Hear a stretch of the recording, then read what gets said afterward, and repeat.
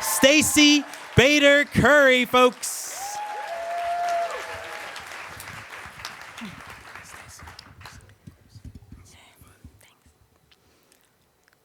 I get a text from my youngest half-sister. Hey, I'm putting together a scrapbook for Dad's 80th, so can you please send me pictures of the two of you from when you were little? Thanks, bye. And I don't know how to respond to this cute little millennial sister of mine without unleashing my Gen X trauma on her. She understands the broad outlines of my life, that my parents got divorced when I was young, my dad lived in Brooklyn, my mom in New Jersey, my dad eventually got married, had 2 more daughters, and moved to South Carolina, as one does.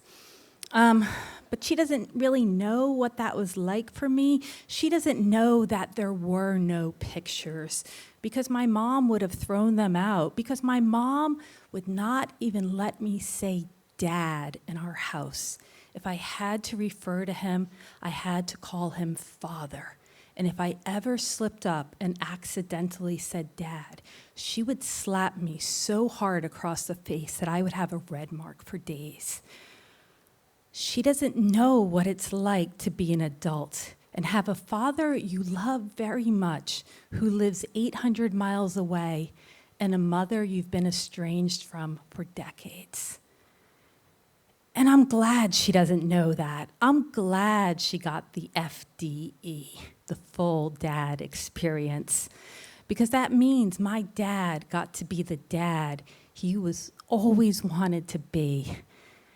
And he deserves that, and a scrapbook. So I didn't know, though, how to respond to this text without sounding like a total bitch. And eventually what she received is just hours of these percolating text bubbles as I wrote out my response and deleted it. And finally, I just double tapped her text and gave it a thumbs up emoji. And I never heard the word scrapbook again. But I thought of that text several years later when my dad called me and told me he wanted to come visit me, which was really exciting because I lived in New York City for almost 30 years.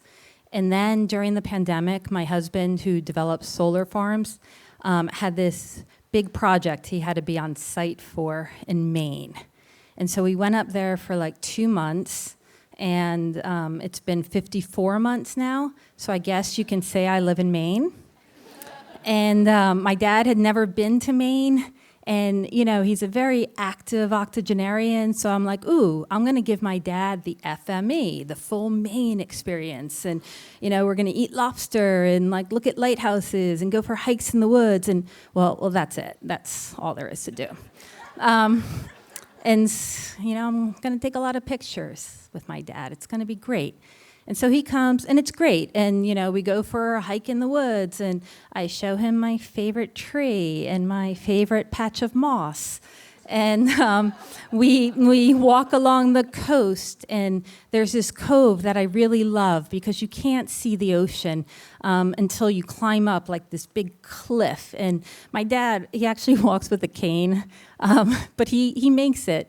You can, and so when we get to the top, the ocean is a bit of a letdown because it's this very calm day and it's just out in front of us like this large sheet of sparkly glass. And it's beautiful, but you know, I like it when the ocean is wild with these big waves crashing against the rocks because that's when you really see the power of Mother Nature. And this flat ocean, it's kind of like my relationship with my dad. It's beautiful now, but it's also, you know, we're just so careful around one another. We had so much trauma early on that we don't want to do anything to rock the boat. I've never had a fight with my dad, but I've also never really had a good laugh with him. So the last day of his visit, it's pouring rain. We're in my kitchen making potato leek soup, which is the most boring soup. And my dad starts yawning, and I'm like, oh, do you want to go take a nap? And he's like, no, you know, I haven't been sleeping well lately, and not just here in general. And all of a sudden, like a light bulb, I realized there's one more aspect of the full Maine experience. And it's like an out-of-body experience for me as I hear myself saying to my very straight-laced, silent generation father, "Hey, Dad, do you know that recreational use marijuana is legal here in Maine? In fact, we have more dispensaries here now than moose. And I don't know, have you ever considered weed to help you relax and sleep?" And my dad just looks at me and he goes, interesting. And we are in my car faster than you can say indica. And when we get to the dispensary, I realize in my excitement, I didn't even have my wallet. And you absolutely have to show ID to even step foot in one of these places.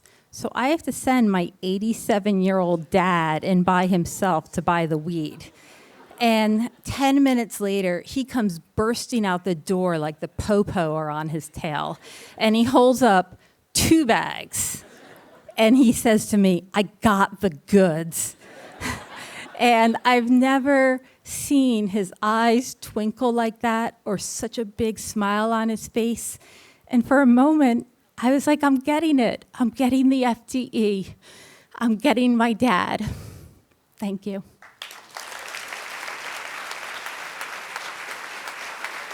One more time for Stacy, ladies and gentlemen.